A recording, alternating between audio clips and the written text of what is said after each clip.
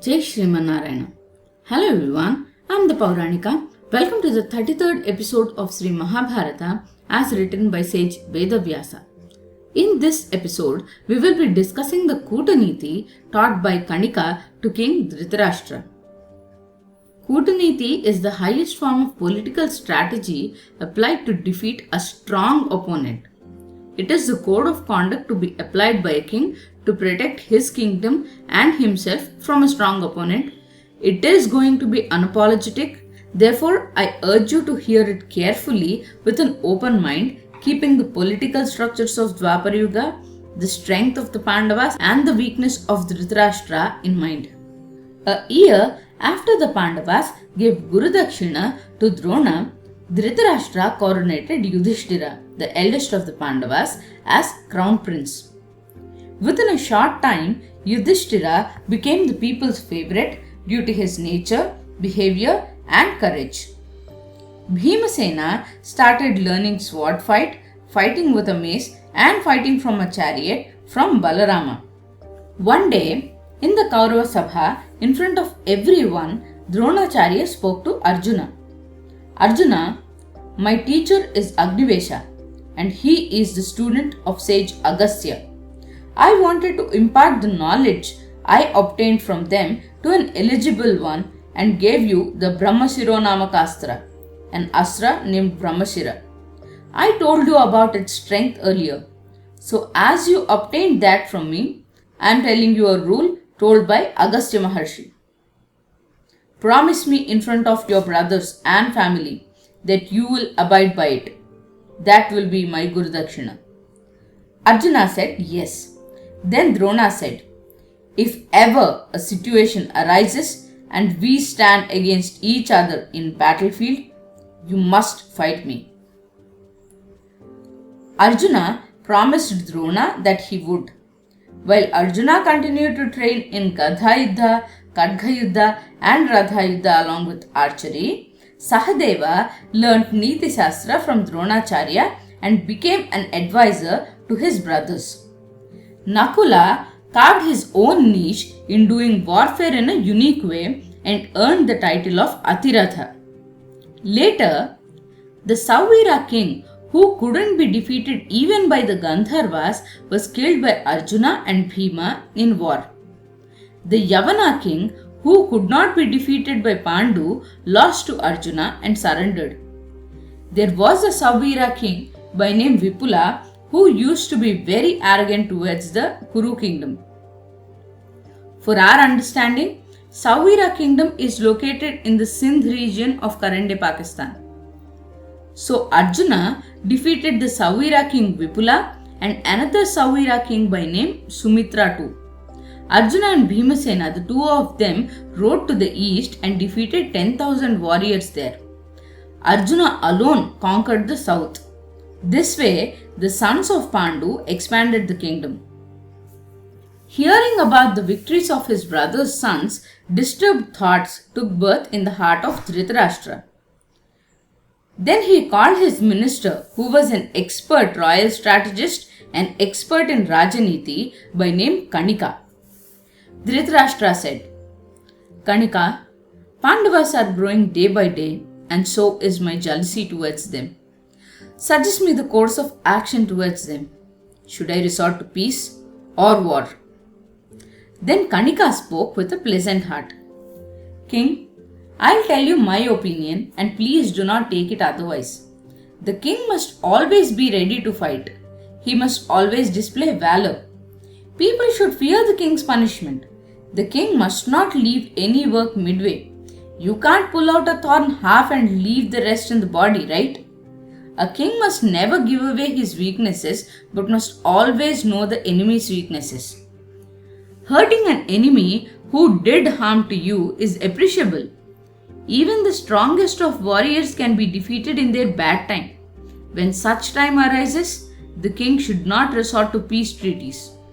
When your time is not right, act indifferent towards the acts of enemies and act deaf towards their abuses too. Like a lion that fakes sleep to convince the smaller animals, the king should act weak until the right moment. At that time, Even when the enemy seeks or fakes mercy, the king must not consider. If you leave such enemy, you must live rest of your life in fear. First destroy the root of enemy's strength, then his supporters, and then finally the enemy. To keep a constant watch on the movements of enemy, one should have focus.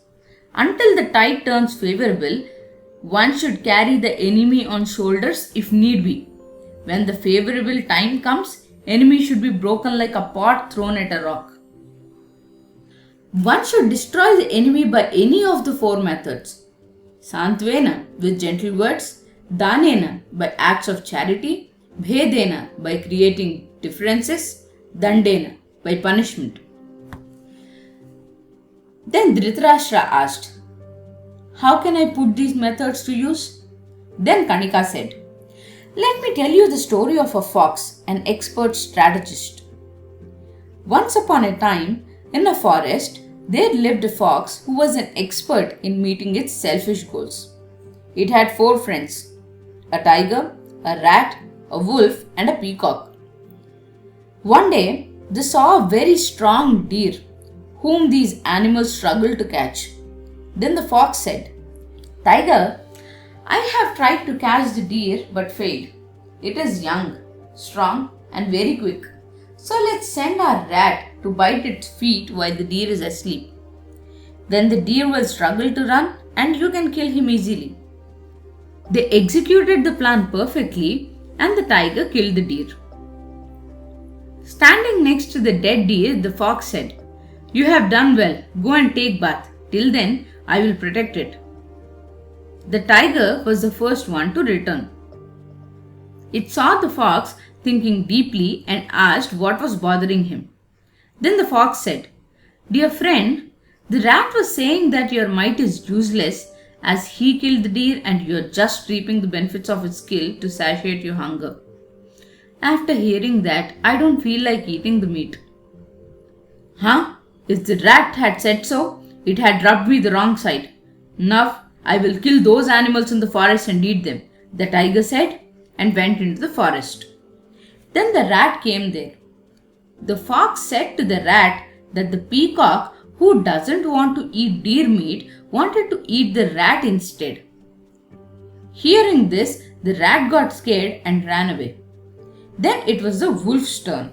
When the wolf came there, the fox said, "The tiger is very angry with you.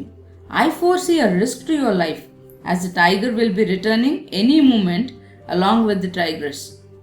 Fearing for his life, the wolf too ran away. Finally, the fox told the peacock that the rest of them lost to him in the battle, and if the peacock wishes to, he can fight the fox and get the meat. Then the peacock said, "You defeated the tiger, wolf, and also the intelligent rat. I do not have the strength to defeat you." The peacock too left and the fox ate the meat happily. A king should strategize in this way and he can live happily too. Even if the person standing against the king is his own son or friend or a brother or father or even his teacher, the king should fight them. To eliminate an enemy, the king can use his money, can use deceit, or can cause fear with his words, or can even poison the enemy. Never exhibit anger, always greet with a smile. When you follow dharma, one great mistake can be forgotten. Never give shelter to thieves and thugs. There is no one you can trust in this world. Suspect even the ones whom you never considered a threat. Be very careful around the ones you consider a threat. Deploy the best of spies in enemy's kingdom and in your kingdom too.